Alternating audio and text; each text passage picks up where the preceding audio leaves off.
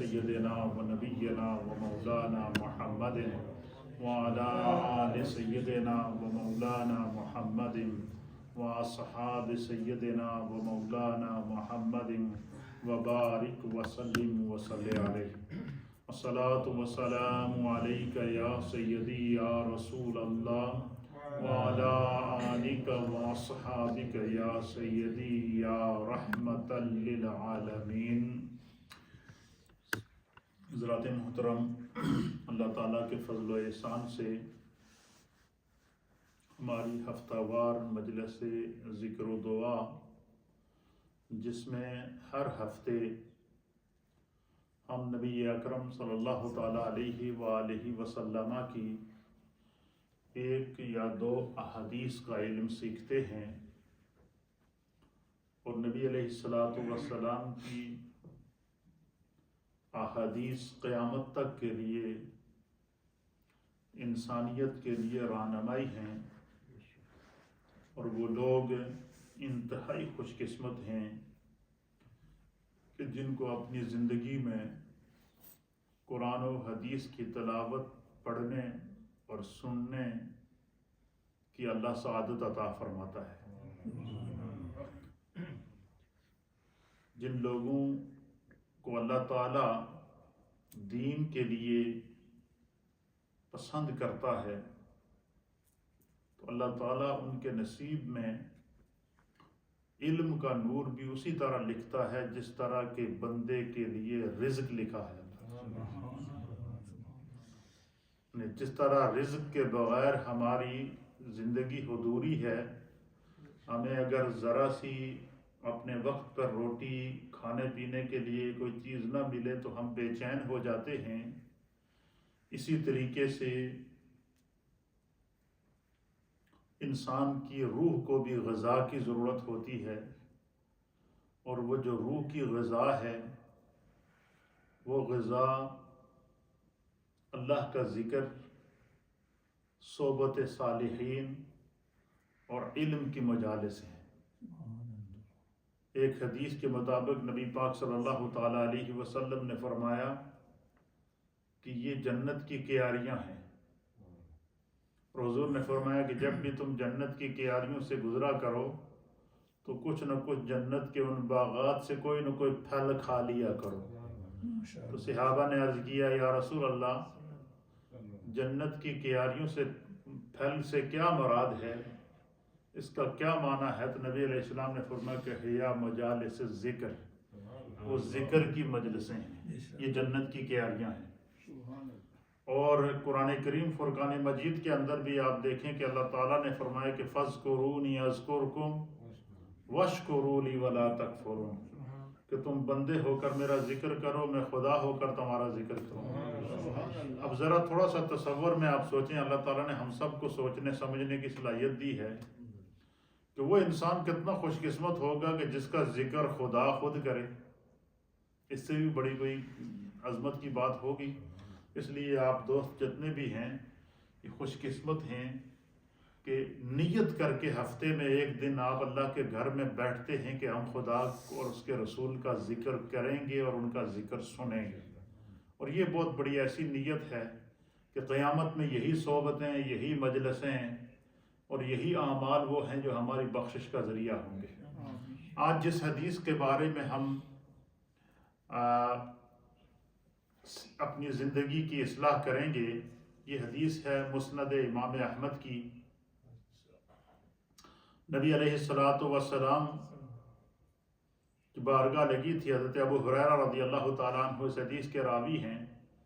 कि जब भी सहाबा इकराम नबी पाक की बारगाह में बैठते थे तो हुज़ूर अलैहिस्सलाम उनको कोई ना कोई खुशखबरी सुनाते थे,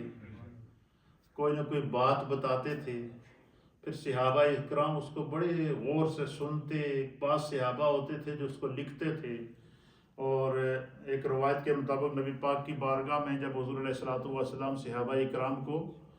जो है वो अल्लाह का दीन बताते ना, तो कुरान में अल्लाह ने बयान फरमाया कि जब भी मेरे महबूब की बारगाह लगती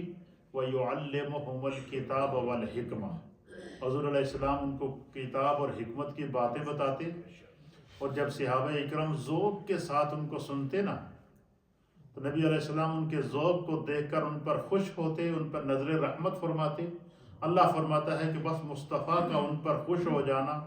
وَيُزَكِّيهِمْ، تو اللہ تعالیٰ ان کو اندر سے بھی پاک کر دیتا ہے۔ یہ جو اسی لیے کہتے ہیں کہ جو صوفیاء اکرام کی مجالس ہوتی ہیں ان کو اسپریچل مجالس کہتے ہیں، روحانی مجلسیں کہتے ہیں۔ روحانی مجلسوں کا مقصد کیا ہوتا ہے کہ انسان کا باطن پاک ہو جاتا ہے، انسان کے اندر سے نفاق دور ہو جاتا ہے، انسان کے جو دل کی سختی ہوتی ہے وہ دور ہوتی ہے، اور اس کسی لمحے کا کوئی پتہ نہیں ہوتا کہ کب آتا ہے وہ لمحہ، وہ رحمت کی بارش کب انسان کے دل کو پھیر لے اور اس کے نور میں سے اس کو حصہ عطا فرما دے۔ تو مسند امام احمد کی حدیث نمبر ہے 8821، وعن ابی ہریرہ رضی اللہ تعالی عنہ، حضرت سیدنا ابو ہریرہ رضی اللہ تعالی عنہ بیان کرتے ہیں کہ قال رسول اللہ صلی اللہ تعالی علیہ وآلہ وسلم، اللہ کے پیارے حبیب لبیب نبی رحمت صلی اللہ تعالی علیہ وآلہ وسلم نے صحابہ اکرام کو مخاطب کر کے ارشاد فرمایا، الا انبئکم باہل الجنت، حضور نے فرمایا کہ آج میں تانوں جنت و جان والے لوگوں دی خبر نہ دیا کہ میری امت میں وہ کون سے لوگ ہیں جن کے بارے میں خدا نے جنت کو لکھ دیا ہے، یا میری امت میں سے وہ کون سے لوگ ہیں جن کو اللہ نے جنت کے لیے منتخب کر دیا ہے، وہ کون سے لوگ ہیں جن کے نصیب میں خدا نے جنت کو لکھ دیا ہے۔ تو نبی علیہ السلام نے ان لوگوں کی کچھ علامات بتائی ہیں۔ حضور علیہ السلام نے فرمایا کہ میری امت میں سے دو احادیث ہیں۔ حضور علیہ السلام نے فرمایا کہ ایک حدیث کے مطابق سرکار نے فرمایا کہ جب قیامت برپا ہوگی تو اللہ تعالیٰ جب زمین اپنا منہ کھول دے گی، اذا زلزلت الارض زلزالہا وَأَخْرَجَتِ الْأَرْضُ أَثْقَالَهَا، اور جب قیامت کے زلزلے بپا ہوں گے، ہر چیز فنا ہو جائے گی، تو وَأَخْرَجَتِ الْأَرْضُ أَثْقَالَهَا، تو زمین اپنے اندر چھپی ہوئی ہر چیز کو نکال دے گی، یعنی گویا کہ زمین اپنا منہ کھول دے گی اور جتنی قبریں ہیں یہ کھل جائیں گی۔ نبی علیہ السلام نے فرمایا کہ سب سے پہلے مجھ مصطفیٰ کی قبر اور میرے ساتھ ابو بکر اور عمر کی قبر کھلے گی۔ سرکار نے فرمایا کہ سب سے پہلے میں قبر سے باہر آؤں گا۔ پھر حضور علیہ السلام نے فرمایا کہ سب سے پہلے اللہ تعالیٰ جنت کا دروازہ میرے لیے کھولے گا۔ پھر سرکار نے فرمایا کہ میرے ساتھ ابو بکر اور عمر جنت میں سب سے پہلے داخل ہوں گے۔ پھر حضور نے فرمایا کہ میری امت کا وہ طبقہ جو دنیا میں غریب ہوگا، ضرورت مند ہوگا، مظلوم ہوگا، کمزور ہوگا، جس نے دنیا کی تکالیف تو برداشت کی لیکن ایمان کے دامن کو نہیں چھوڑا، شریعت کے دامن کو نہیں چھوڑا، رسول اللہ کی سنت اور سیرت کو نہیں چھوڑا، تکلیف کے باوجود، کمزوری کے باوجود، غربت کے باوجود، آزمائش کے باوجود، ہر طرح کی تکلیف اس نے برداشت کر لی لیکن ایمان کا سودا نہیں کیا اور دنیا کی تکالیف۔ اس لیے نبی علیہ السلام نے فرمایا دنیا میں اگر کسی کو کوئی بیماری لگے نا تو وہ بندہ سمجھ لے کہ خدا اس کے گناہوں کا کفارہ دنیا میں ہی ادا کر دیتا ہے، کیونکہ اللہ رحمان ہے، رحیم ہے۔ تو اس لیے فرمایا کہ جو لوگ دنیا میں غریب رہ جاتے ہیں یا ضرورت مند رہ جاتے ہیں یا مظلوم ہوتے ہیں، جیسے کہ آپ فلسطین کی اس وقت کیفیت دیکھ رہے ہیں، مقبوضہ کشمیر کی کیفیت دیکھ رہے ہیں، دنیا بھر کے محکوم اور مجبور ان لوگوں کو، مسلمانوں کو اور ان لوگوں کو آپ دیکھ رہے ہیں جو کسی ظالم کے ظلم کا شکار ہیں اور اللہ کی ذات کے علاوہ اس وقت کوئی ان کا نہیں ہے۔ اس وقت پوری دنیا اپنی دھن میں مست ہے، لیکن فلسطین والے گولیاں کھا رہے ہیں، بم کھا رہے ہیں، گھر تباہ ہو گئے، زمین نیچے کی اوپر ہو گئی۔ تو اللہ کی ذات پر ان کو بھروسہ ہے۔ نبی علیہ السلام نے فرمایا کہ قیامت والے دن جب سب سے پہلے جنت کا دروازہ کھلے گا نا، حضور نے فرمایا وہ میرے لیے کھلے گا اور میری امت کے وہ لوگ جو غریب دنیا میں رہے، مسکین رہے، ضرورت مند رہے، مظلوم رہے، دنیا کے اندر پوری زندگی تکلیفوں اور آزمائشوں میں کاٹی ہے، حضور نے فرمایا سب سے پہلے میرے ساتھ وہ جنت میں جائیں گے۔ سب سے پہلے حضور نے فرمایا وہ جنت میں جائیں گے۔ اس حدیث کے اندر بھی نبی علیہ الصلوۃ والسلام نے صحابہ اکرام کو مخاطب کر کے فرمایا کہ الا انبئکم بأہل الجنۃ، میں تمہیں جنت میں جانے والے لوگوں کے بارے میں خبر نہ دوں؟ ہم ضعفاء المظلومون، حضور نے فرمایا میری امت کے وہ کمزور لوگ سب سے پہلے میرے ساتھ جنت میں جائیں گے جن کے اوپر دنیا میں ظلم کیا گیا، جو ظلم کا شکار ہوئے، جبر کا شکار ہوئے، تکالیف کا شکار ہوئے، دشمن کفار مشرکین مظلومی ان کے ساتھ ظلم کرتے رہے، اور وہ مظلوم جو ہے وہ پھر سرکار دو عالم صلی اللہ علیہ وسلم کہ جس نے دنیا میں، جس مومن نے دنیا کے اندر تکلیف کاٹی ہے، آزمائش کاٹی ہے، یا اس پر ظلم ہوا ہے، یا اس نے بیماریوں کے اندر زندگی گزاری ہے، لیکن اس نے نماز نہیں چھوڑی، سیرت رسول کو نہیں چھوڑا، سنت رسول کو نہیں چھوڑا، آزمائش کے باوجود وہ دین پر قائم رہا، تو نبی علیہ السلام نے فرمایا کہ اللہ تعالیٰ اس کو جنت میں سب سے آگے لے جائے گا۔ اسی لیے میں نے گزشتہ جمعۃ المبارک کو آپ کی خدمت میں پیش کیا تھا کہ دنیاوی اعتبار سے تو نبی علیہ السلام نے پوچھا نا کہ یہ بتاؤ کہ مل مفلس، مفلس کون ہے؟ لوگوں نے کہا جس کے پاس مال نہ ہو، دینار دولت نہ ہو۔ نبی علیہ السلام نے فرمایا یہ نہیں ہے۔ حضور نے فرمایا کہ مفلس وہ ہے کہ جس نے کسی کا حق مارا ہوا ہو تو اس کی نیکیاں اٹھا کر مظلوم کو دی جائیں، جس نے کسی پر ظلم کیا ہو اس کی نیکیاں واپس مظلوم کو دی جائیں، اور اس کی نیکیوں کی وجہ سے وہ تو جنت میں چلا جائے اور یہ وہیں سے جہنم میں چلا جائے۔ تو نبی علیہ السلام نے فرمایا کہ میری امت کے اندر جس کو دنیا میں جو بھی آزمائش پہنچے، تکلیف پہنچے، وہ خدا سے کبھی شکوہ نہ کرے۔ بس اتنا ہماری نیت ہونی چاہیے کہ اگر اللہ اس حال میں بھی خوش ہے نا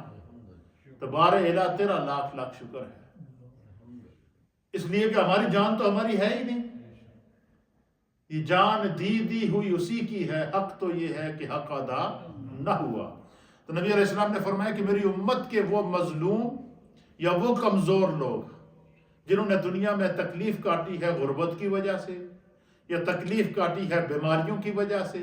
یا تکلیف کاٹی ہے کسی کے ظلم کی وجہ سے، حضور نے فرمایا کہ دنیا میں تو ظالم نے اپنا ظلم کر لیا، لیکن قیامت میں اللہ کا انصاف کیا ہوگا؟ حضور نے فرمایا سب سے پہلے میری امت کے وہ ایمان والے جنت میں جائیں گے، باقی امیر غریب بڑے بڑے حکمران بادشاہ اور دنیا کے اندر بڑی اچھی زندگی گزارنے والے سب دیکھتے رہ جائیں گے، وہ دن ان کا ہوگا، اور کیونکہ انہوں نے اپنے رب کی رضا کے لیے اس آزمائش کو برداشت کیا۔ اس لیے میرے دوستوں کوئی تکلیف پہنچ جایا کرے، کوئی بیماری کی صورت میں یا کسی آزمائش کی صورت میں، تو اس میں مومن کا ایمان مضبوط ہونا چاہیے۔ اس لیے نبی علیہ الصلوۃ والسلام نے فرمایا کہ جب بھی تمہیں کوئی تکلیف پہنچے نا تو اپنے منہ سے کہہ دیا کرو انا للہ و انا الیہ راجعون، ایک یہ، اور دوسرا فرمایا کہ جب بھی تمہیں کوئی تکلیف پہنچے، دکھ پہنچے یا آزمائش پہنچے تو ساتھ میں یہ کہہ دیا کرو ولا حول ولا قوت الا باللہ العلی العظیم، اللہ سے بڑی قوت کسی کی نہیں ہے۔ فرمایا کہ جب تم انا للہ و انا الیہ راجعون پڑھو گے تو اپنے معاملے کو اپنے رب کے اوپر چھوڑ دو، پھر خدا بند قدوس تمہیں کبھی تمہارے اجر کو، تمہارے صبر کو ضائع نہیں کرے گا۔ اس لیے آپ نے دیکھا کہ دنیا اللہ تعالیٰ نے بہت سارے مومنین کے لیے انعام رکھے ہیں، لیکن اللہ کے انعامات میں سے سب سے بڑا انعام کیا ہے؟ اللہ فرماتا ہے ان اللہ مع الصابرین، اللہ تعالیٰ کی معیت جس کو ملے گی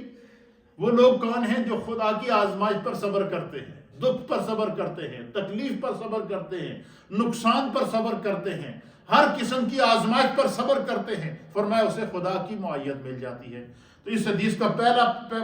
پہلو کیا ہے؟ حضور نے فرمایا کہ میری امت کے جو غربا ہیں،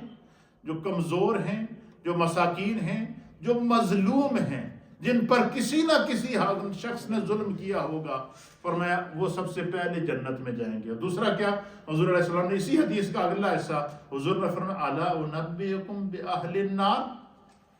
میں تمہیں جہنمیوں کا بھی بتا دوں کہ میری امت میں سب سے پہلے جہنم میں کون لوگ جائیں گے؟ تو صحابہ اکرام نے عرض کیا کہ یا رسول اللہ ضرور بتائیے۔ تو اللہ کے حبیب علیہ الصلوۃ والسلام نے فرمایا کہ کل شدید جازری، سرکار دو عالم صلی اللہ تعالیٰ علیہ وآلہ وسلم نے فرمایا کہ تم میں سے، میری امت میں سے سب سے پہلے جہنم میں وہ طبقہ جائے گا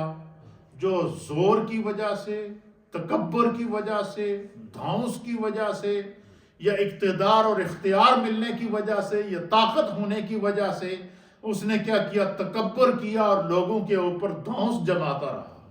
لوگوں کے اوپر روب جماتا رہا، اور اللہ نے اس کو دنیا میں کوئی اقتدار دے دیا، کوئی منصب دے دیا، کوئی مرتبہ دے دیا، اور اس سے وہ فائدہ اٹھا کر اپنے معتادوں کو کیا کرتا رہا، ان کو تنگ کرتا رہا اور تکبر دکھاتا رہا۔ حضور نے فرمایا کہ وہ سب سے پہلے جہنم میں جائے گا۔ کیوں؟ فرمایا اللہ سے بڑا جو ہے وہ کوئی نہیں ہے۔ تو اللہ تعالیٰ اگر دنیا میں کسی کو کوئی اختیار دیتا ہے، اقتدار دیتا ہے، تو فرمایا کہ اس کی عاجزی کے اندر اضافہ ہونا چاہیے، نہ کہ جو ہے وہ پھر فرمایا کہ جو شخص سب سے زیادہ تواضع کرتا ہے اللہ تعالیٰ کی بارگاہ کے اندر، تو سرکار دو عالم صلی اللہ تعالیٰ علیہ وسلم نے فرمایا کہ اس حدیث کے مطابق حضرت سیدنا حارثہ بن وہب خزائی رضی اللہ تعالیٰ عنہ بیان کرتے ہیں، آپ فرماتے ہیں کہ سمعت النبی صلی اللہ تعالیٰ علیہ وسلم یقول، کہ میں نے نبی علیہ السلام کو فرماتے ہوئے اپنے کانوں سے خود سنا ہے۔ حضور نے فرمایا الا اخبرکم باہل الجنت، سرکار نے فرمایا کہ میں تمہیں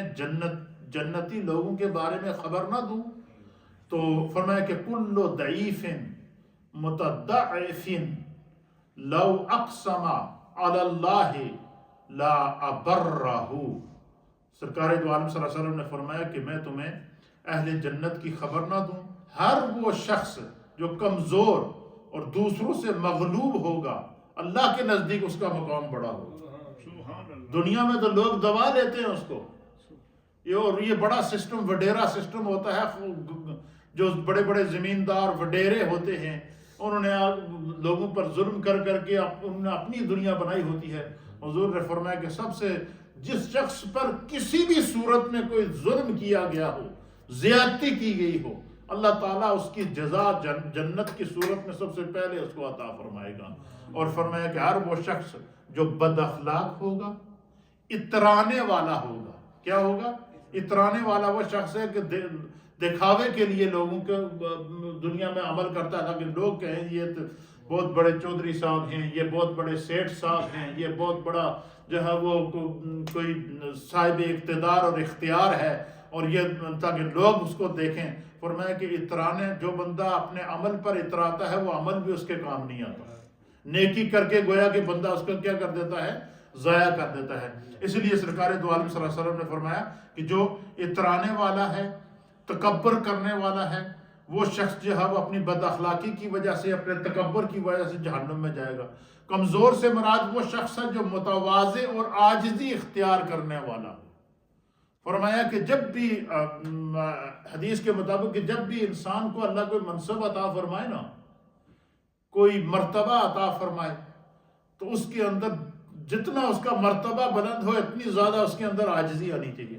مثلا حدیث کے اندر آتا ہے، روایات کے اندر صحابہ اکرام بیان کرتے ہیں کہ جس وقت نبی علیہ السلام کا وصال ہوا تو تمام صحابہ اکرام نے متفقہ طور پر امیر المؤمنین، خلیفۃ المسلمین، افضل البشر بعد الانبیاء بالتحقیق حضرت سیدنا ابو بکر صدیق رضی اللہ تعالیٰ عنہ کو امیر المؤمنین اور خلیفہ رسول مقرر کیا۔ حضرت فاروق اعظم کہتے ہیں کہ رات کو ہم سب نے مل کر حضرت ابو بکر صدیق کو خلیفہ رسول، امیر المؤمنین، ریاست مدینہ کا سربراہ مقرر کیا۔ صبح ہم نے دیکھا حضرت ابو بکر صدیق نے کپڑوں کی گٹھی اٹھائی ہوئی تو مدینے کے محلے میں گھوم رہے ہیں، اپنی تجارت کر رہے ہیں۔ آپ فرماتے ہیں کہ میں نے عرض کیا فاروق اعظم کہ یا امیر المؤمنین، آپ تو امیر ہیں، آپ جو ہے وہ اگر اس طرح کریں گے تو مدینے کا نظام کیسے چلے گا؟ آپ نے فرمایا کہ وہ عمارت تو اللہ اور اس کے رسول کے دین کے لیے ہے، اور یہ جو تم دیکھ رہے ہو یہ میں اپنی اولاد کے لیے اور اپنے آپ کو اپنے رب کی بارگاہ میں پیش کرنے کے لیے کہ میں امیر ہو گیا تو کیا اپنا کاروبار چھوڑ دوں، اپنی عاجزی چھوڑ دوں؟ نہیں، فرمایا میری عاجزی میں اور اضافہ ہوگا۔ اس لیے فرمایا کہ جو شخص عاجز ہوتا ہے، جو ہے وہ عجز کا اظہار کرتا ہے، تکبر نہیں کرتا تو اللہ تعالیٰ کبھی اس کے اجر کو ضائع نہیں کرتا۔ تو ان دو احادیث کے اندر ہمیں سبق کیا ملا؟ ہمیں سبق یہ ملا کہ ہر حال میں انسان کو جو ہے وہ عاجزی اختیار کرنی چاہیے، تکبر اختیار نہیں کرنا چاہیے۔ تکبر کرنے سے اعمال ضائع ہو جاتے ہیں، اترانے سے عمل ضائع ہو جاتا ہے، دکھاوا کرنے سے عمل ضائع ہو جاتا ہے۔ اب دیکھیں قرآن کریم کے اندر ہے فوائل للمصلین۔ اب اس کا ترجمہ آپ سنیں کہ بندہ حیران ہو جاتا ہے۔ اللہ فرماتا ہے نمازیوں کے لیے خرابی ہے، فوائل للمصلین، نمازیوں کے لیے خرابی ہے۔ اب بندہ سوچے بندہ نماز بھی پڑھے اور اس وقت خرابی بھی ہے، اس کا کیا معنی ہے؟ آگے اللہ نے فرمایا فوائل للمصلین الذین هم من صلاتهم ساہون۔ وہ لوگ جو اپنی نمازیں دکھاوے کے لیے پڑھتے ہیں، ان کی نماز ان کے لیے خرابی ہے، جو اس لیے نماز پڑھتے ہیں کہ مجھے لوگ کہیں کہ یہ نمازی ہے۔ اور